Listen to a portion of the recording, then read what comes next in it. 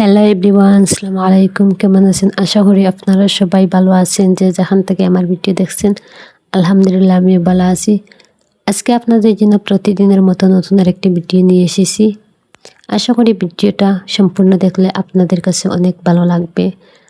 Video শুরুতে আপনাদের কাছে আমার রিকোয়েস্ট, ছোট্ট একটা লাইক দিয়ে আমার ভিডিওটা কন্টিনিউ রাখবেন।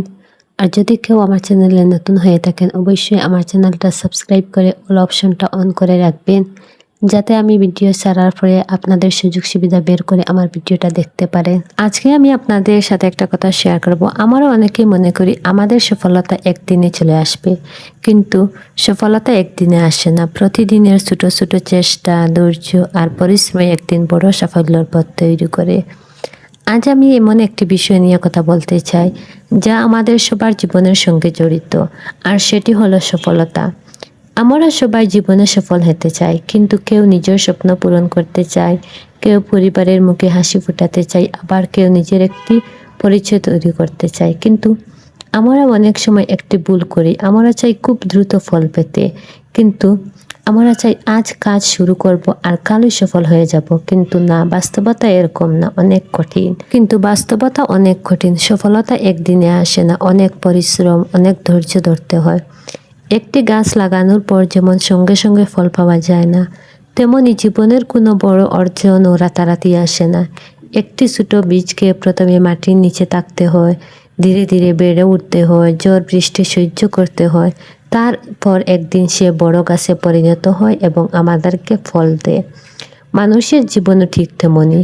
আজ আপনি যে ছোট ছোট কাজ করেছেন, হয়তো সেগুলোর ফল এখনই দেখতে পাচ্ছেন না, কিন্তু বিশ্বাস রাখুন, বিশ্বাস রাখতে হবে। আপনার প্রতিটি চেষ্টা, প্রতিটি পরিশ্রম, প্রতিটি ধৈর্য একদিন না একদিন ফল অবশ্যই। আমরা অনেকেই ধৈর্য ধরতে পারি না। আমরা অনেকেই ভাবি আমাদের ফলটা, রেজাল্টটা তাড়াতাড়ি আসবে, আমরা পরিশ্রম করছি, তাড়াতাড়ি সেই পরিশ্রমের ফল পেয়ে যাব। কিন্তু বাস্তবতা এরকম না। অনেক মানুষ মাঝপথে হাল ছেড়ে দেয়, কারণ তারা ভাবে এত চেষ্টা করে তো কিছু হচ্ছে না। কিন্তু তারা বুঝতে পারে না, সফলতার দরজা হয়তো তাদের থেকে মাত্র কয়েক কদম দূরেই ছিল। জীবনে এমন অনেক সময় আসবে যখন মনে হবে আর পারছি না, মনে হবে সব কিছু ছেড়ে দিই। কিন্তু ঠিক সেই সময়টাইতে নিজেকে শক্ত রাখতে হবে, আমাদের ধৈর্য ধরতে হবে, কারণ কঠিন সময় মানুষকে শক্তিশালী করে। যারা আজ সফল, তারা সবাই কোনো না কোনো সময় ব্যর্থ হয়েছে। তারা কষ্ট পেয়েছে, অপমান সহ্য করেছে, অনেক বাধার সম্মুখীন হয়েছে, কিন্তু তারা থেমে যায়নি। তারা জানতো পথ চলা অনেক কঠিন, একদিন গন্তব্যস্থলে পৌঁছানো সম্ভব হবে। আমাদেরও তাই শেখা উচিত, নিজের গতিতে এগিয়ে যাওয়া, অন্যর সঙ্গে নিজেকে তুলনা না করে। কারণ প্রত্যেক মানুষের যাত্রা আলাদা। কেউ দ্রুত এগিয়ে যায়, আবার কেউ একটু ধীরে। কিন্তু ধীরে যাওয়া মানে পিছিয়ে পড়া নয়। গুরুত্বপূর্ণ হলো আপনি থেমে যাচ্ছেন কিনা। প্রতিদিন একটু একটু করে এগিয়ে যান। আজ যদি এক ধাপ এগোতে পারেন, সেটাও একটি অর্জন। ছোট ছোট উন্নতিগুলো একদিন বড় পরিবর্তন নিয়ে আসে। মনে রাখবেন, সফলতা শুধু গন্তব্য নয়, সফলতা হলো সেই পথ যেখানে আপনি প্রতিদিন নিজেকে আগের দিনের চেয়ে একটু ভালো করার চেষ্টা করেছেন। আরেকটি বিষয় খুব গুরুত্বপূর্ণ হলো ধৈর্য। আজকের যুগে আমরা সব কিছু খুব দ্রুত চাই, কিন্তু জীবনের সবচেয়ে সুন্দর জিনিসগুলো সময় নিয়ে আসে। তাই ধৈর্য হারাবেন না, নিজের উপর বিশ্বাস রাখুন, আল্লাহর উপর ভরসা রাখুন। আপনার পরিশ্রম কখনো বৃথা যাবে না। হয়তো আজ নয়, কাল নয়, কিন্তু একদিন আপনি ফিরে তাকিয়ে দেখবেন এই ছোট ছোট চেষ্টাগুলোই আপনাকে অনেক দূরে নিয়ে এসেছে। তখন আপনি বুঝতে পারবেন কোনো কষ্টই বৃথা ছিল না, কোনো অপেক্ষাই অর্থহীন ছিল না। তাই আজ যারা সংগ্রাম করছেন, যে আমরা নিজের স্বপ্নের জন্য লড়াই করেছি, একটাই কথা বলবো, হাল ছাড়বেন না কেউ কখনো। নিজের স্বপ্নকে ভালোবাসুন, নিজের কাজকে ভালোবাসুন, প্রতিদিন একটু একটু করে এগিয়ে যান। কারণ সফলতা একদিনে আসে না, প্রতিদিনের ছোট ছোট চেষ্টা, ধৈর্য আর পরিশ্রমে একদিন বড় সাফল্যের পথ তৈরি করে। আল্লাহ আমাদের সবাইকে ধৈর্য, সাহস এবং সফলতা দান করুক। আর আমার ভিডিওর এই পর্যন্ত যারা এসেছেন, আমার এই কথাগুলো আপনাদের কাছে কেমন লাগেছে? অনেকে অনেকভাবে এই কথাগুলো নেবেন, কিন্তু এই কথাগুলো একদম বাস্তব। আমরা নিজের জন্য লড়াই করে, এটাও হলো বেস্ট। আমরা অন্যের কথা চিন্তা করব না, আমরা কীরকম সামনের দিকে এগিয়ে যাব, এটাই আমাদের জীবনের লক্ষ্য। তাই ওদিকে আমি আমার আজকের কাজগুলো আপনাদের সাথে শেয়ার করছি, আজকে কী কী কাজ করছি। আর এই যে মিষ্টি লাউটা প্রথমে বানিয়েছিলাম, এটা হলো আর অনেক দিন আগে বাজার থেকে কিনে নিয়ে আসা হলো, আর সেটা থেকে গিয়েছিল। আজকে বাহির করে দেখলাম এটা আরশোলায় খেয়ে ফেলেছে একটু। এরপরে সেটা আমি বানিয়ে আর রেখে দিলাম রান্না করার জন্য। আর ওদিকে রামাইশুরি বানিয়ে ফেলেছি। অনেক জায়গায় অনেক কিছু বলে রামাইশুরিকে, আমরা এদিকে রামাইশুরি বলে। আর এটা আমি অনেক বেশ পছন্দ করি না, একটু একটু, কিন্তু এনেছেন বলে খাওয়া তো হবে, লাগবে। তাই ওদিকে আমি মিষ্টি লাউটা বানিয়ে ওদিকে ধুয়ে নিচ্ছি।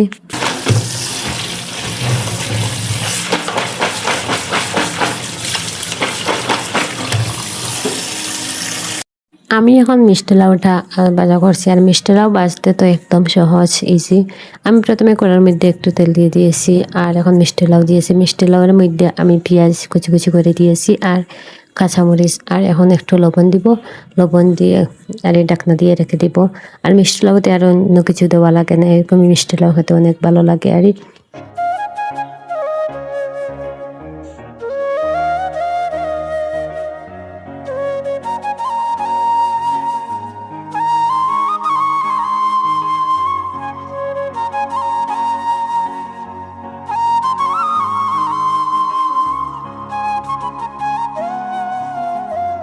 আমার এখন মিষ্টি লাউটা ভাজা হয়ে গেছে। এখন রামাইশুরি যেটা আমি কেটে রেখেছিলাম সেটা ধুয়ে নিব।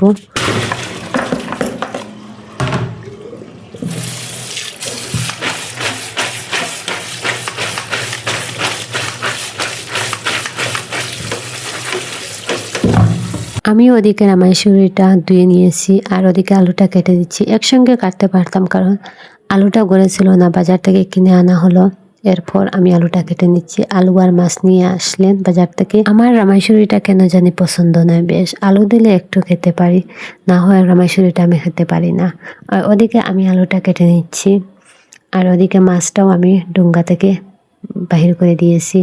আমি বাজার থেকে মাছ বানানো এটা পছন্দ করি না, কারণ সেটাতে পিসটা বেশি বড় বড় করে দিয়ে দেয়। তাই নিজে করে বানালে একটু নিজের পছন্দ মতো পিস দিবে।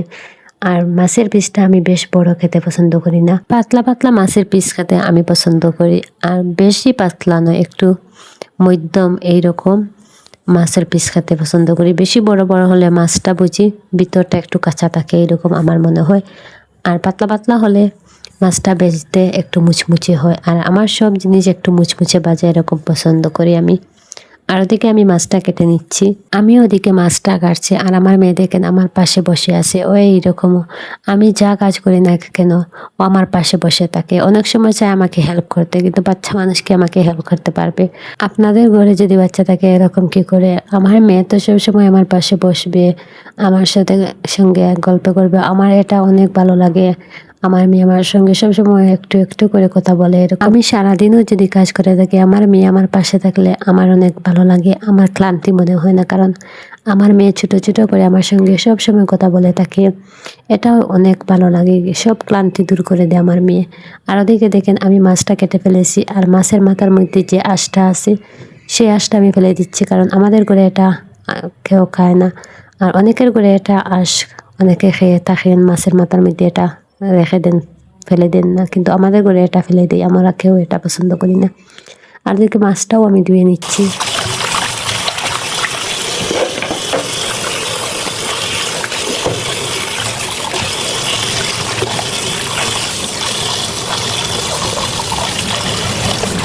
মাছটা আমি অনেকবার দিয়েছি, আপনাদের সাথে একবার শেয়ার করেছি, কারণ ভিডিওটা বেশি লম্বা হয়ে যাবে, আপনাদের কাছে বোরিং লাগবে। তাই আমি একবার ধোয়াটা আপনাদের সাথে শেয়ার করেছি। আর ওদিকে দেখেন বেসিনে অনেকগুলো জল জমে গেছে। আমার বেসিনটা এরকম, কোনো কিছু ধোয়ার পরে এরকম বেসিনটা জলে ডুবে যায়, এরকম বোঝা যায়।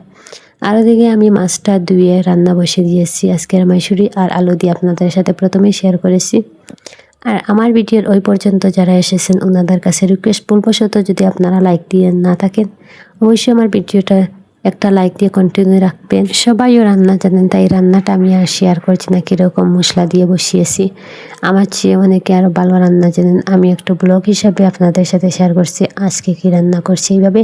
আর এদিকে রান্না বসিয়ে আমি বেসিনটা পরিষ্কার করে নিয়েছি। আর ওদিকে দেখেন মাছগুলো আমি লবণ আর হলুদ দিয়ে মেখে নিচ্ছি। আমি গুঁড়ামরিচ দিইনি, কারণ আমি এরকম গুঁড়ামরিচ দিয়ে কোনো সময় দেই একটু গুঁড়ামরিচ, আর আমি বেশিরভাগ পছন্দ করি এইরকম হলুদ আর লবণ দিয়ে মাখলে মাছগুলো ভাজা একটু মুচমুচে হয়। আর মরিচ দিলে ভাজার পর মরিচগুলো পুড়ে যায়, একটু গন্ধ ভাব আসে, তাই আমি এরকম লবণ আর হলুদ দিয়ে মেখে নিই।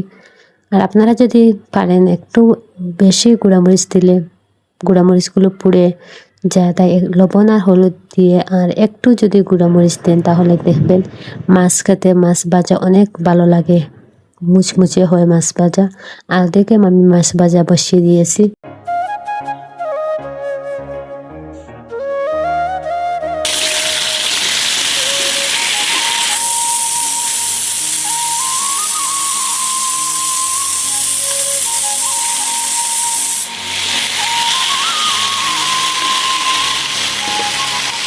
আমি মাছগুলো বেছে নিয়েছি। মাছ ভাজার পর বাজার থেকে কিনে এনেছিলেন পান, সেই পানগুলো ধুয়ে নিচ্ছি।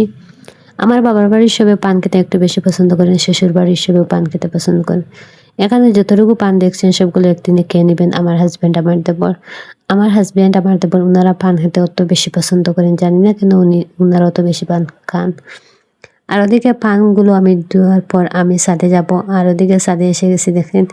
আর এখানে যতটুকু কাপড় দেখেছেন সবগুলো আমি আজকে ধুয়েছিলাম, এখন সবগুলো শুকিয়ে গেছে। আমি কাপড়গুলো ছাদে থেকে নিয়ে সবগুলো ভাঁজ করে রাখবো। আমাদের গৃহিণীদের এভাবে একটার পর একটা সংসারের কাজ লেগে থাকে, কিন্তু এই কাজের মধ্যে অনেক শান্তি থাকে। যার সংসারে শান্তি থাকে তার তো মনের মধ্যে শান্তি থাকে, আর যার সংসারে অশান্তি থাকে সে তো হাজার কাজ করার পর মনে শান্তি থাকে না। আলহামদুলিল্লাহ, আমি অনেক শান্তি, অনেক সুখী আছি। আপনারা আমার জন্য দোয়া করবেন। আমি এখন সব কাপড়গুলা ভাঁজ করে আমি জায়গায় জায়গায় গুছিয়ে রাখবো। আর আমি এখন কাপড়গুলা সব জায়গায় জায়গায় গুছিয়ে রাখার পর ছাদে যাব। ছাদে দেখাবো আপনাদেরকে দুইটা গাছ অনেক সুন্দর সুন্দর ফুল ধরেছে। আর সেই গাছগুলো আপনারা যদি জেনে থাকেন অবশ্যই কমেন্টের মাধ্যমে বলবেন। আমার মনে হয় একটা লাই শাক আর একটা ধনিয়া পাতা গাছ, এই দুইটা গাছের মধ্যে অনেক সুন্দর ফুল ধরেছে। আমার ফুল গাছ অনেক বেশি পছন্দ। আর লাই শাক আর ধনিয়া পাতা গাছ, এই দুইটার মধ্যে ফুল যেগুলা, এগুলো অনেক সুন্দর। আজকের মতো আমার ভিডিওটা এখানে শেষ করে দিচ্ছি। নেক্সট আরেকটা ভিডিওতে আপনাদের সাথে দেখা হবে। আমার ভিডিওটা যদি আপনাদের কাছে পছন্দ হয় অবশ্যই লাইক, কমেন্ট, শেয়ার করে আমার পাশে থাকবেন। যদি ভিডিওটা ভালো লাগে অবশ্যই কমেন্টের মাধ্যমে একটা সুন্দর মতামত জানাবেন। আল্লাহ হাফিজ, আসসালামু আলাইকুম।